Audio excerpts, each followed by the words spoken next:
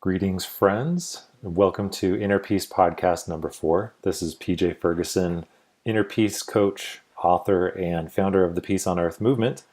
And the topic for today's podcast is loving others means listening. So last week we talked about how to love others and some different ideas about how to love others.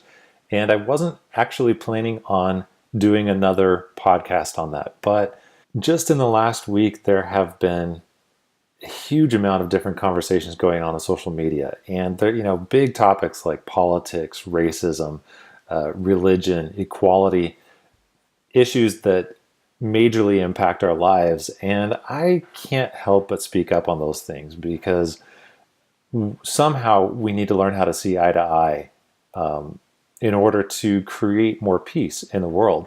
And that whole topic of seeing eye to eye, that seems to be a major challenge.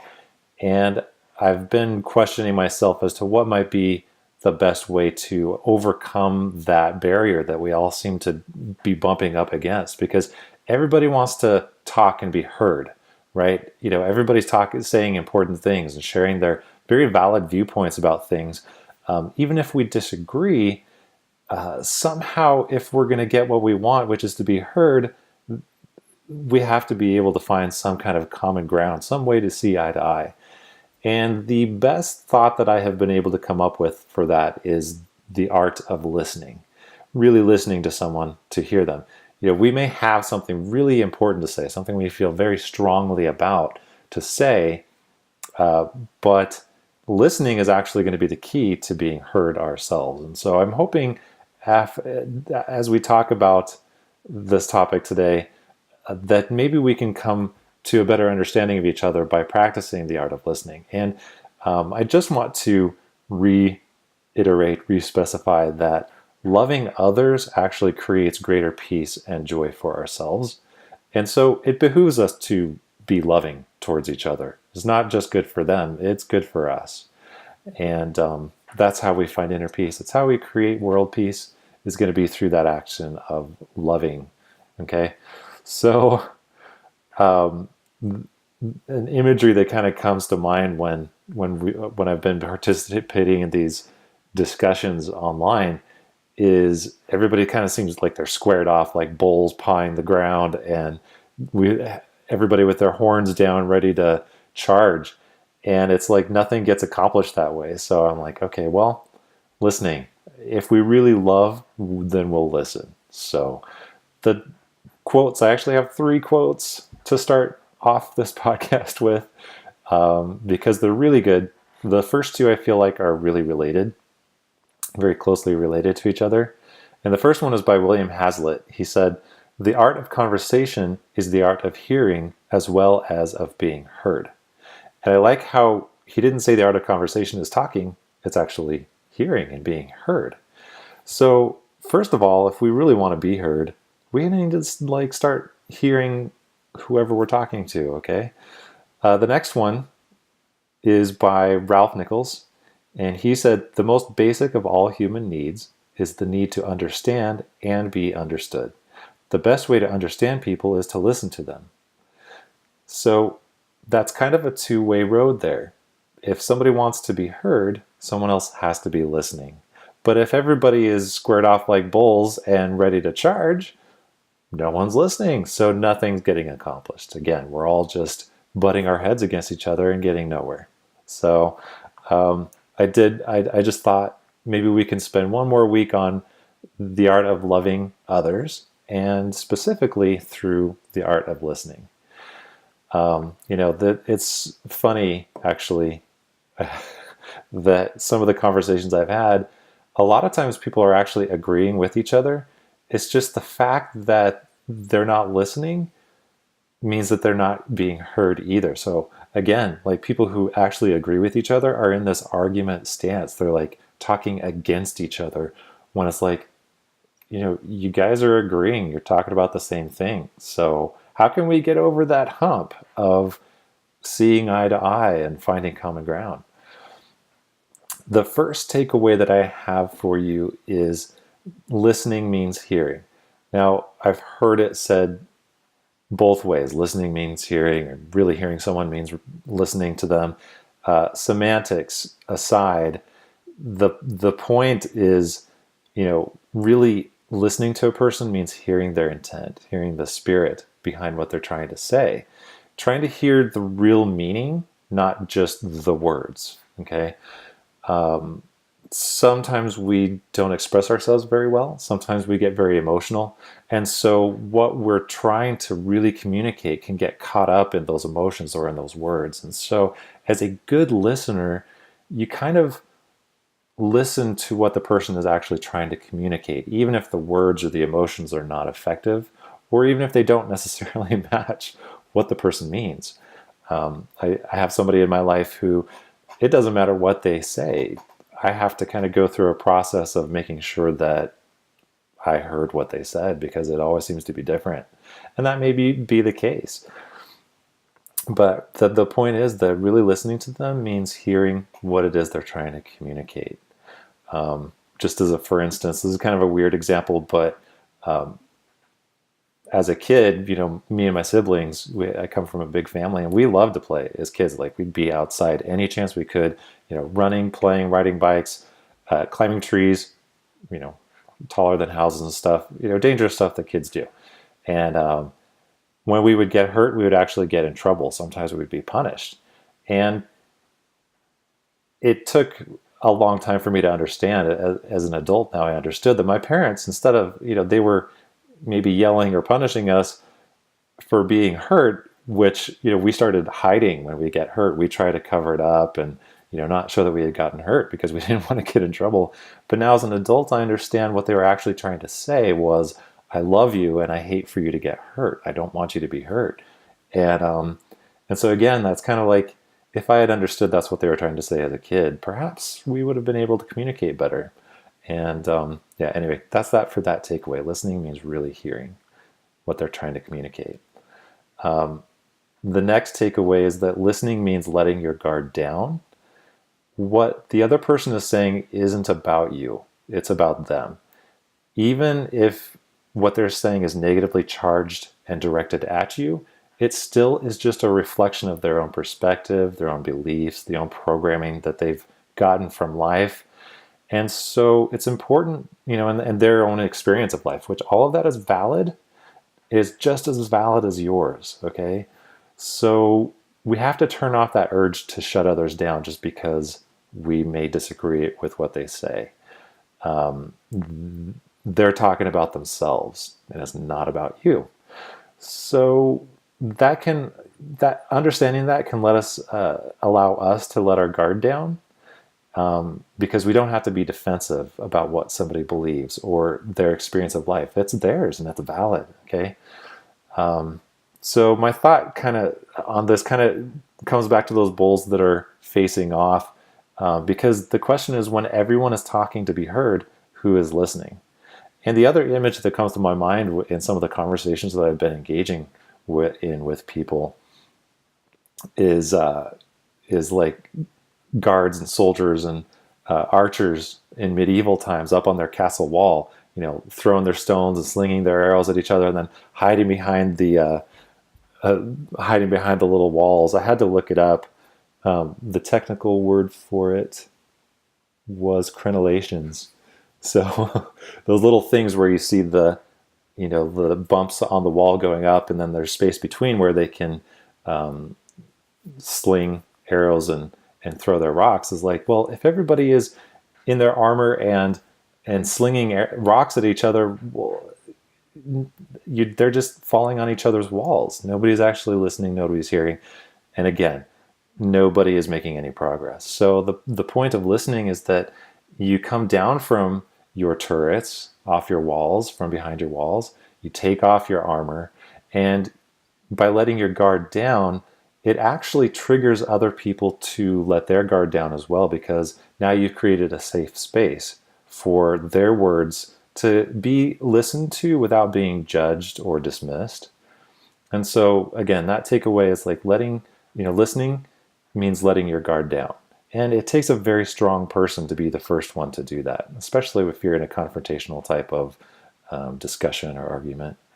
So takeaway number 3, is give people the benefit of the doubt. This one is a really important one, to remember that what they are saying and what you are hearing are never the same thing, ever. Words are a massively ineffective means of communication. We may be speaking the same language, but every single one of us has our own dictionary. And my favorite exercise for this is to have you imagine a word that I'm going to say. If you need to close your eyes, if you're not on a treadmill or driving a car, you can close or something dangerous like that, you can close your eyes and visualize this. And the word I'm going to say is tree. Now I want you to think to yourself, what did you see in your mind when you heard that word? Now, it could have been a palm tree, could have been a pine tree, might have been a maple or oak tree. So many different trees. I got to hang out with some awesome guys at Yeah Right Designs today. Ian and Kevin. We're trying to drum up some really awesome fun stuff for you for the Peace on Earth movement. We need to raise some money for the movement and get some good energy flowing. These guys are doing some awesome things, so I'm really excited to see what we accomplish. So I hope you guys, Ian and Kevin, I hope you don't mind me talking about you on the podcast. But I did this exercise with them, and Ian saw a Palo Verde tree, which never would have even crossed my mind. It's a beautiful desert tree that just, gorgeous flowering tree when they're in bloom. And Kevin visualized a deciduous tree that has a nice strong trunk with the big plume of leaves. And so if you think about, if everybody sees something different in their mind when you say that one word tree, just think how different it is when you start stringing words together.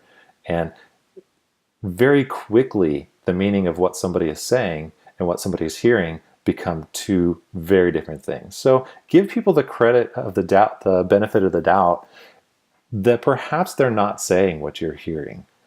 And to try and overcome that, rather than jumping down their throat, like immediately responding with "I disagree," see if you can get down to the bottom of what they're really trying to say. Ask questions, reflect back what you heard in a way that makes them clarify or maybe agree that, yes, that's what I said, or no, what I meant by that was XYZ. And you can hear ABC if they say XYZ and you hear ABC, well, then you're not really communicating yet. So give them the benefit of the doubt. Make sure that you're understanding them correctly. The next takeaway is the act of listening is an act of caring and validating. Now, when everybody's behind their walls and throwing their rocks, you're actually trying to tear each other down. And that's not communication. That's just aggression and everybody feeling threatened by everyone else. So the act of caring and validating, you're not just waiting for your next chance to talk. It gives you the chance to remember that we're all on the same side. We're all part of the same human family. We all live on this, we share this planet, and we're all hoping to be loved and to feel safe. We all want to be validated, and we're all going about it in different ways, but that's okay, so long as we can figure out how to make it work together. So rather than shutting people down, validate them. Rather than trying to have the upper hand in a conversation, try to understand them. Try to see eye to eye and to understand each other. Stop getting in face-off mode like those bulls paw in the dirt. And the last thing I would like you to take away, I'm going to give you some homework idea in a little bit, but the last takeaway is to remember that a listening ear has the power to change another person's life. When you give somebody a listening ear, you're creating that safe space for them to not be judged and to speak their mind and their heart. And a lot of times we don't even know what's going on in our head or in our heart, or what we're feeling or thinking or believing. Sometimes we don't even know what burdens we're carrying around until we have a chance to talk about them. And just the act of speaking about those things gives us the chance to get that catharsis and to let go of those things, get something off our chest, or to lower a burden that we may have been carrying around.